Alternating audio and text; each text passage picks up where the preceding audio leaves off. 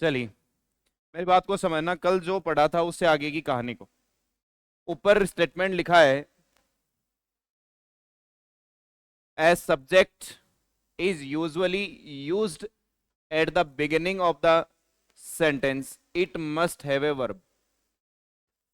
यानी एक सब्जेक्ट जब सेंटेंस की बिगिनिंग में आता है, शुरुआत में जब आता है, तो पक्का क्या हो सकता है? पक्का उसके बाद में कोई ना कोई वर्ब उसकी जरूर होगी। लेकिन अगर सब्जेक्ट ना आए और सीधी वर्ब आए तो जरूरी नहीं कि ऑब्जेक्ट हो। जैसे रन फास्ट, अब जरूरी नहीं कि इसमें सब्जेक्ट हो, नहीं है, लेकिन इंपेरेटिव सेंटेंस है। यानी वर्ब अगर शुरुआत में होगी ना तो सब्जेक्ट की जरूरत नहीं हो सकती, मतलब हो भी सकती है और, लेकिन अगर सब्जेक्ट ही शुरुआत में आ गया सेंटेंस की शुरुआत में, तो पक्का कोई ना कोई वर्ब उसकी आगे मिलेगी ही मिलेगी। उस सब्जेक्ट को बिना वर्ब के अपन नहीं लिख सकते। तो a subject is usually used at the beginning of the sentence it must have a verb. उसको क्या है, वर्ब की जरूरत पड़ेगी ही पड़ेगी। जैसे ये सवाल है पहला, इसमें द टाइटल, किसका टाइटल? Of the movie. तो यहां ये ऑफ प्रीपोजिशन है, ये ऑफ क्या है, और ये इस प्रीपोजिशन का क्या है? द मूवी ऑब्जेक्ट है ना। यहां ये दैट कंजक्शन है, ये दैट क्या है? कंजक्शन है। ये आई सब्जेक्ट है, आई वॉच जो है वो इस सब्जेक्ट की वर्ब है। ये विद प्रीपोजिशन है, ये इस प्रीपोजिशन का ऑब्जेक्ट है। यहां ये वर्ब है। बोलो गुरुजी, इस वर्ब का सब्जेक्ट कौन है? बोलो सबकी अपनी अपनी कहानी है, इस आदमी की कहानी यहां तक है। यानी मूवी का लेना देना आर से नहीं है। चलो, इस वर्ब का लेना देना इस आई के साथ है, यानी इसका भी लेना देना आर से नहीं हो सकता। और विद का लेना देना माई फ्रेंड से, इसका मतलब इसका भी कोई लेना देना आर से तो नहीं है। तो आर का लेना देना किससे? टाइटल सिंगुलर है या प्लूरल है? अगर इसका नंबर सिंगुलर है तो वर्ब भी क्या आएगी? तो यहां क्या आ जाएगा? एज आ जाएगा। एक कॉन्सेप्ट तुम्हें समझ में आ गया? अब कई बार तुम्हारे पास आगे वर्ब होती है लेकिन तुम उसका सब्जेक्ट पहचान नहीं पाते हो, तो हम सब्जेक्ट तो उसका बाद में पहचानेंगे। पहले हम जो चीज ऑब्जेक्ट बन सकती है, किसी दूसरे के साथ जो रिलेशन होता है ना, अपन उसको पहचान लेंगे, और फिर जो बच जाएगा वो क्या हो जाएगा? उस वर्ब का सब्जेक्ट हो जाएगा। समझ गए मेरी बात? और उसकी वजह से हम क्या यूज कर लेंगे? वर्ब यूज कर लेंगे। The definition of one of the words that our teacher taught us in one of the previous lectures were very confusing। देखना, द डेफिनेशन ऑफ प्रीपोजिशन, ये प्रीपोजिशन का ऑब्जेक्ट, जिसमें ये भी प्रीपोजिशन है जो पोजीशन दिखाने के लिए आया है। वन ऑफ द वर्ड्स, यानी ये अपन क्या बोल सकते हैं, पूरा इस प्रीपोजिशन का ऑब्जेक्ट बोल सकते हैं। चलिए, दैट क्या हो गया? कंजक्शन। ओवर टीचर क्या हो गया तुम्हारा? सब्जेक्ट। ओवर टीचर ये क्या होगी तुम्हारी? वर्ब। चलो, ये एस इसका ऑब्जेक्ट हो गया, टॉट का। इन प्रीपोजिशन हो गई। One of the previous lectures, ये इसका ऑब्जेक्ट हो गया। ये वर्ब वर्ब हो गई। वर्ब के बाद में ये कंफ्यूजिंग एडजेक्टिव, और ये वेरी इसका एडवर्ब हो गया। तो इस वर्ब का लेना देना किसके साथ है? बोलो गुरुजी, ना तो इस बात के साथ इसका लेना देना है, ना इस दैट के साथ इसका लेना देना है, ना ओवर टीचर के साथ लेना देना है, क्योंकि वर्ब का लेना देना, टोट का लेना देना है ओवर टीचर के साथ, ना इसका ये प्रीपोजिशन का ऑब्जेक्ट है तो इसका भी कोई लेना देना नहीं है। तो बचा कौन? The definition. The definition singular है या प्लूरल है? तो यहां वॉज वर्ब की जगह आ जाएगा। बात तुम समझ पाए क्या? करिए।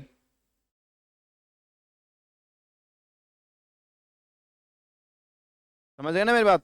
इससे सिर्फ ये सब्जेक्ट वर्ब एग्रीमेंट क्लियर नहीं हुआ है, इससे क्लियर हो गया सेंटेंस को देखने की सोच अपनी। अब ऐसे ही टॉपिक निकाल के लाऊंगा मैं, सब्जेक्ट वर्ब एग्रीमेंट। कभी कंफ्यूजन में वेरी आता है, कभी कुछ आ जाता है, डमी सब्जेक्ट का कॉन्सेप्ट, देयर का कॉन्सेप्ट, ये जो सबसे ज्यादा परेशान करते हैं। सेकंड फेज में अपन यही करेंगे।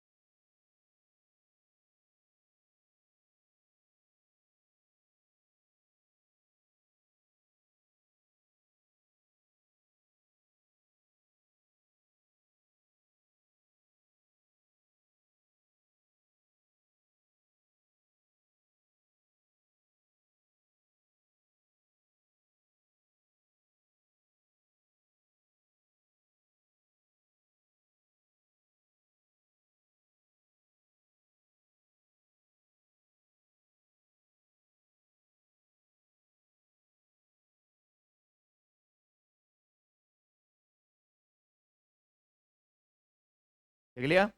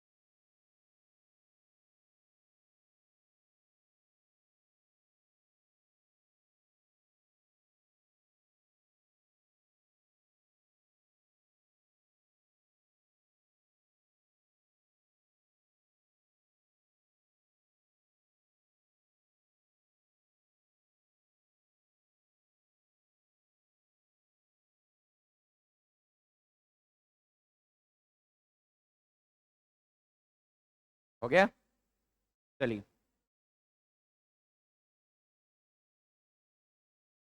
ये सवाल को देखो, करिए इसको। कुछ गलती है तो उस गलती को ढूंढिए।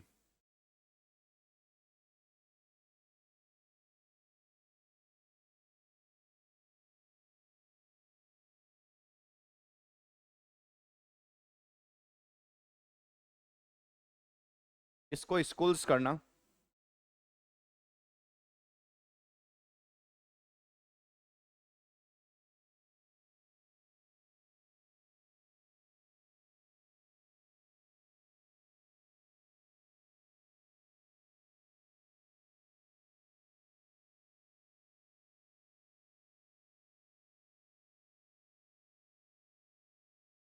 देखो, इसकी कहानी अपन सीखेंगे, एक कॉन्सेप्ट में आपको पढ़ाऊंगा, डमी सब्जेक्ट्स। इंग्लिश में कुछ डमी सब्जेक्ट्स होते हैं, अभी 5-4 दिन में आएगी पूरी चर्चा, अपन इसके ऊपर करेंगे 2-3 दिन बढ़िया आराम से। There has always been, there has always been some form of education. ये वर्ब का object, some form of education, but, लेकिन, यानी ऊपर वाली चीज का कोई लेना देना नहीं है। But has not always schools, भाई क्या कह रहा है, there has always been some form of education, की हमेशा एजुकेशन की कुछ ना कुछ फॉर्म्स होती हैं लेकिन हमेशा स्कूल नहीं होते हैं। तो सब्जेक्ट कौन है, स्कूल्स। इसकी वजह से वर्ब कैसी आ जाएगी, हैज नॉट नहीं, हैव नॉट।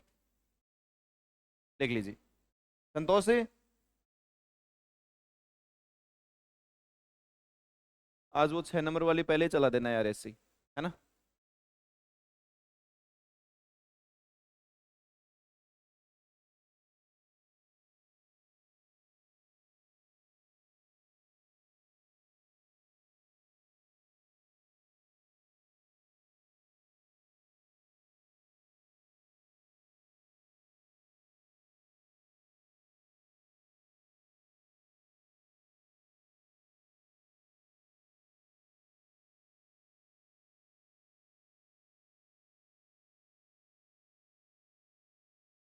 लिख लिया। चलिए आप देखो आगे वाली फॉर्मेशन अपना next point. while referring to some part of a total use the verb according to the part। क्या कहना चाह रहा है, जब कभी भी रेफर कर रहा है किसी पार्ट को, some part of a total, पूरे टोटल के किसी पार्ट को अगर कोई चीज रेफर कर रही है तो जो वर्ब होगी वो उस पार्ट के अकॉर्डिंग आएगी। आप में से कुछ बच्चे जो है वो सामान लाने जाएंगे, तो आप में से कुछ बच्चे यानी 20 में से कुछ पार्ट, अगर वो पार्ट जा रहा है इसका मतलब प्लूरल ही तो अब भी, तो वर्ब भी कैसी आएगी, प्लूरल। तो अगर कोई पार्ट आता है सम में से, टोटल में से उसका कुछ पार्ट अगर आएगा तो पार्ट की वजह से क्या आएगी, वर्ब यूज होगी। समझ गए मेरी बात को। देखो वन ऑफ हिज फ्रेंड्स, यानी उसके दोस्तों में से एक दोस्त, तो दोस्त है ना, दोस्तों में से कितने दोस्त, तो वर्ब भी क्या आएगी, सिंगुलर। तो यहां हैव नहीं, कौन आएगा, हैज आ जाएगा। चलिए many of the members, members में से कई सारे मेंबर्स, तो वर्ब कैसी आएगी, plural. Some of the money, पैसे में से कुछ पैसा, तो अनकाउंटेबल में से कुछ भी अनकाउंटेबल निकालोगे वर्ब क्या आएगी, सिंगुलर। तो यहां नहीं, हैव नहीं, कौन आएगा। ये कॉन्सेप्ट आ गया समझ में, लिख लीजिए।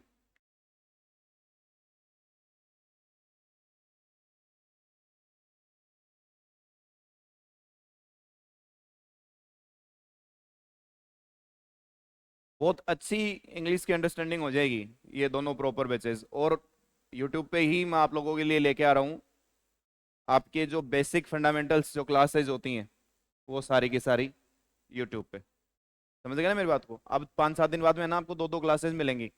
एक क्लास तो मिलेगी शाम को 6 बजे और एक क्लास मिलेगी रात को 9 बजे।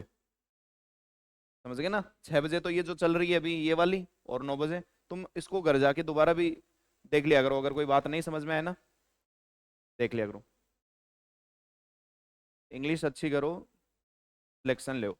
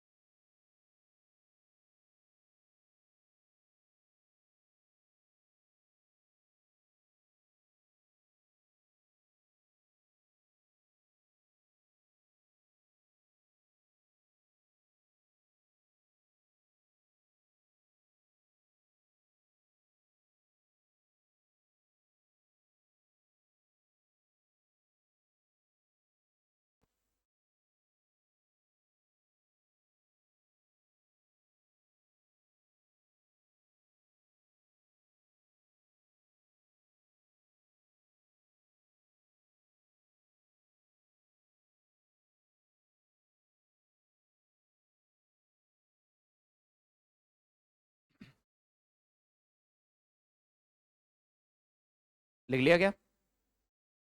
अब यही चीजें रिपीट होती जाएंगी, आगे कॉन्सेप्ट से बदलते जाएंगे।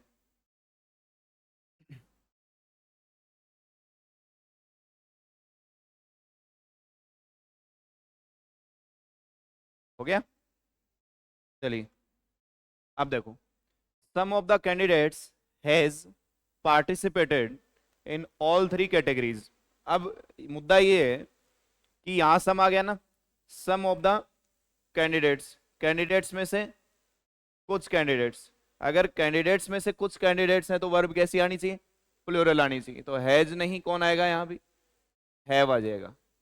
अब मुझे नहीं लगता कि कोई बात ऐसी है जो समझ में नहीं आई हो, कर पाओगे ना, इससे कई सारे कॉन्सेप्ट्स अपने क्लियर हो जाते हैं। Half of the player, player में से, अब मुझे एक बात बताओ, क्या ये लॉजिकल है क्या, क्या ये चीज लॉजिकल हो पाएगी, भाई किसी इंसान का हाफ हो सकता है क्या, बोले यार मैं पूरा नहीं जा सकता तू मेरा आधा ले जा। प्लेयर पूरा नहीं खेल पाएगा आज, आधा ही खेलेगा, इज दिस पॉसिबल। बोलो सर इलॉजिकल बात है। अगर ये इलॉजिकल बात है तो इससे पहले क्या करना पड़ेगा, प्लूरल करना पड़ेगा। हाफ ऑफ द प्लेयर्स, यानी प्लेयर्स में से हाफ। अब क्या हो जाएगा, were struggling against the off spinner, यानी 11 प्लेयर रहे होंगे और 11 में से आधे से ज्यादा या आधे प्लेयर 12 रहे होंगे। 12 का तो आधा हो ही सकता है ना, 11 का तो आधा नहीं हो सकता। क्या कर रहे थे, स्ट्रगल कर रहे थे किसके खिलाफ, ऑफ स्पिनर के खिलाफ। समझ गए ना मेरी बात को। तो कई बार क्या होता है, हम रट के बैठ जाते हैं कि आगे वाली वर्ब जो है वो उसकी वजह से ही आएगी। कई बार नाउन में भी हमें क्या करना पड़ जाता है, चेंजमेंट करना पड़ता है। लिख लीजिए।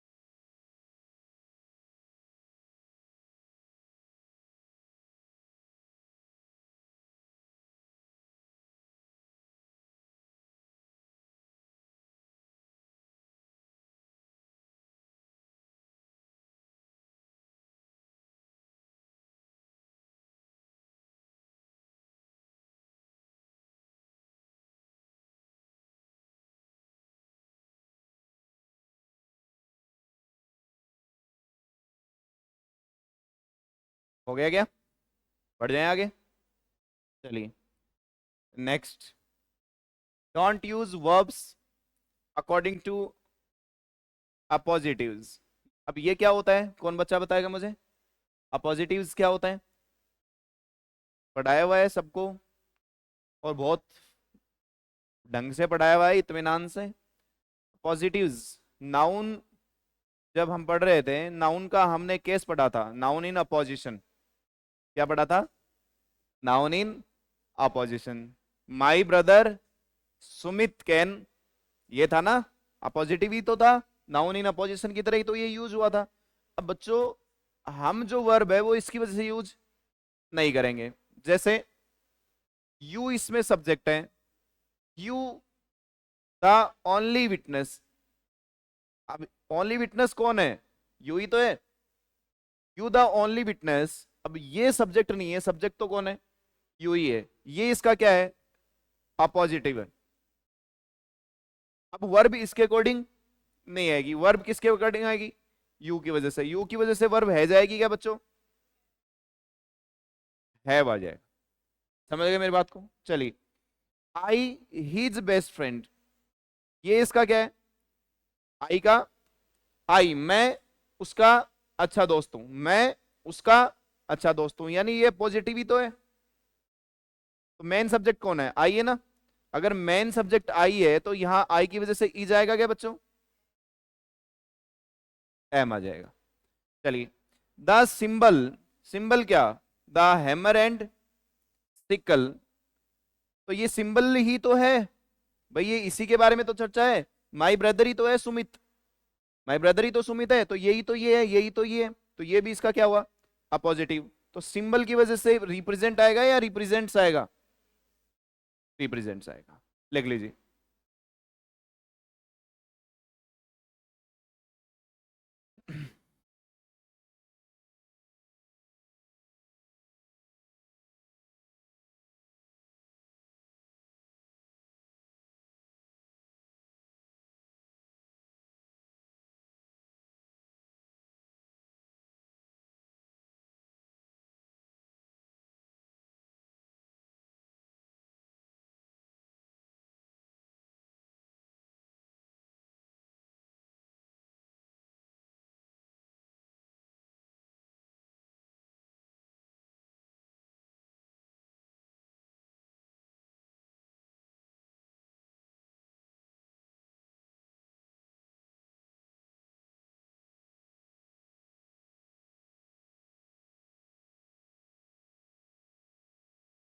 अभी बस अभी मिलते हैं।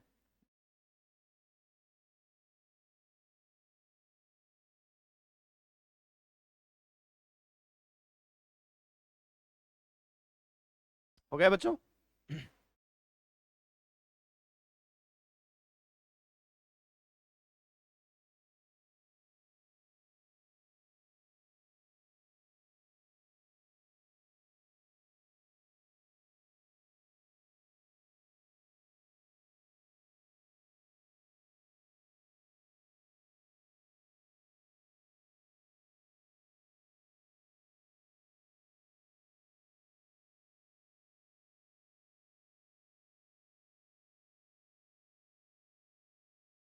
हो गया क्या?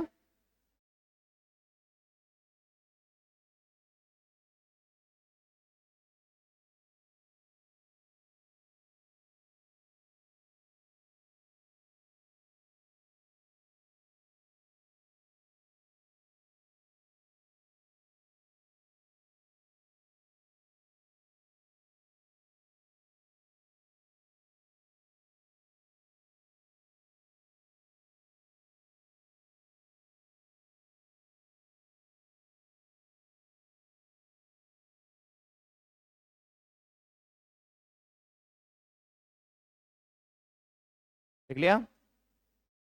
चलिए next concept, don't use verbs according to complements. यानी कई बार हम क्या करते हैं, बेतुका काम कर देते हैं। वर्ब हम कॉम्प्लीमेंट की वजह से क्या कर लेते हैं, यूज कर लेते हैं, कॉम्प्लीमेंट की वजह से वर्ब यूज नहीं होती है। जैसे आप पहले ये देख लो, his parents is his weakness, तो ये सब्जेक्ट है, ये लिंकिंग वर्ब है। उसके पेरेंट्स ही उसकी क्या है, कमजोरी है। समझ गए ना मेरी बात? अब हमने यहाँ इज यूज कर लिया, हमने क्या यूज कर लिया, यहाँ इज यूज कर लिया, किसकी वजह से यूज किया हमने, वीकनेस की वजह से। भाई हम क्या सोचते हैं कि सब्जेक्ट ही कॉम्प्लीमेंट होता है, इसका मतलब ये चीज और ये चीज दोनों क्या है, बराबर है। बराबर है तो हमने क्या यूज कर लिया, इज। और जब हमसे पूछा गया कि इस इज का सब्जेक्ट कौन है, तो हमने क्या कह दिया, लेकिन ऐसा तो था ही नहीं, है तो कॉम्प्लीमेंट है। कॉम्प्लीमेंट कभी सब्जेक्ट नहीं होता, तो इसका इज नहीं, कौन आएगा इसकी जगह, आर आएगा। क्यों? क्योंकि इसका सब्जेक्ट कौन है, पेरेंट्स है। समझ गए मेरी बात? चलो, the primary cause of this confusion are those anonymous letters. तो ये और ये एक ही तो चीज है भाई। The primary cause of confusion जो वो क्या है, वो एनोनिमस लेटर्स। इसका मतलब ये बात इसी को तो डिस्क्राइब कर रही है, आगे वाली बात सब्जेक्ट को तो डिस्क्राइब कर रही है, और जो बात सब्जेक्ट को डिस्क्राइब करती है वो क्या होती है, कॉम्प्लीमेंट होती है। इसका मतलब हमने यहाँ वर्ब क्या यूज कर रखी है, आर। किसकी वजह से, दोज एनोनिमस लेटर्स की वजह से। लेकिन सब्जेक्ट कौन है, the primary cause of confusion, जो सिंगुलर है, तो यहाँ कौन आएगा, इज। चलिए, इट वर यू। अब देखो ये हम कई जगह पढ़ते हैं ना, मैं लिखवाता भी हूं आपको कि जब कभी भी इट डमी सब्जेक्ट की वजह से काम करता है, तो वर्ब हमेशा उसके बाद में कौन आती है, सिंगुलर, और उसके बाद में कौन आता है, सब्जेक्टिव। आज इसका रीजन समझना क्यों लिखवाता हूं।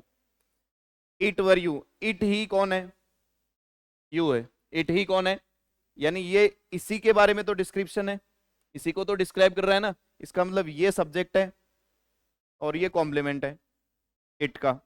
अगर ये इट का कॉम्प्लीमेंट है तो वर्ब इसकी वजह से, कॉम्प्लीमेंट की वजह से तो आएगी नहीं, किसकी वजह से आएगी, सब्जेक्ट की वजह से। तो यहाँ वर नहीं, कौन आएगा फिर, वॉर्ज, सॉरी, क्या आएगा। ये होता है डमी सब्जेक्ट का कॉन्सेप्ट, वो यहीं से निकल करके आता है। लिख लीजिए बच्चों, और आप मेरी बात को सुनना एक बार ध्यान से। देखो आप सब बच्चे पढ़ाई में इंटेलिजेंट है, तुम सब बच्चे जो हो सिंसियर हो, सब में मेहनत करने की क्षमता है, और तुम सारे के सारे सिलेक्शन दे सकते हो। लेकिन अब तुम्हें सुनना, मेरी बात को ध्यान से एक बार सुनना। अब तुम्हें कुछ प्रायोरिटीज चुननी है तुम्हारी। प्रायोरिटीज का मतलब समझते हो ना, तुम्हारे लिए क्या जरूरी है और क्या जरूरी नहीं है। तुम्हारे लिए दोस्त के साथ शाम को घूमना ज्यादा जरूरी है, या शाम को पढ़ाई ज्यादा जरूरी है। तुम्हें रात को 10 बजे गर्लफ्रेंड के साथ बाबू सोना करना ज्यादा जरूरी है, या रात को 10 बजे पढ़ाई करना ज्यादा जरूरी है। सुबह रिश्तेदारों के यहाँ जिम के आना ज्यादा जरूरी है, या उस टाइम में घर पे बैठ करके पढ़ाई करना ज्यादा जरूरी है।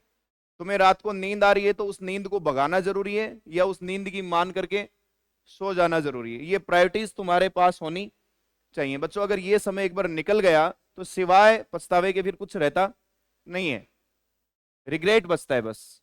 और रिग्रेट जो है वो आदमी को अंदर ही अंदर क्या कर देता है, खोखला कर देता है। कई बार हम ऐसी चीजें चुन लेते हैं, ऐसा चुनाव हम कर लेते हैं अपने लिए जो हमारे लिए सही नहीं होता है। हमें ये लगता है कि यही हमारा सब कुछ है, यही जन्नत है, अगर ये नहीं तो हम क्या करेंगे, और हम उसको अपना सब कुछ मान करके उस चीज को बैठ जाते हैं कि अगर मेरे को ये चीज नहीं मिली तो पता नहीं क्या हो जाएगा। लेकिन वो उसी समय तक तुम्हें लगती है, एक समय के बाद में वो तुम्हारे करियर में बाधा बन जाती है, तुम्हारी जिंदगी में बाधा बन जाती है। ऐसी चीजों से हमें क्या करना है, बचना है। हमें प्रायोरिटी किसे बनाना है, अपनी पढ़ाई को, निरंतरता से लगे रहना है, मेहनत करते जाना है। समझ गए मेरी बात को? अब लिखो इतना, तुम कल संडे पढ़ गया होगे, मंडे को अपन आगे अपना लेक्चर को पढ़ाएंगे। Thank you.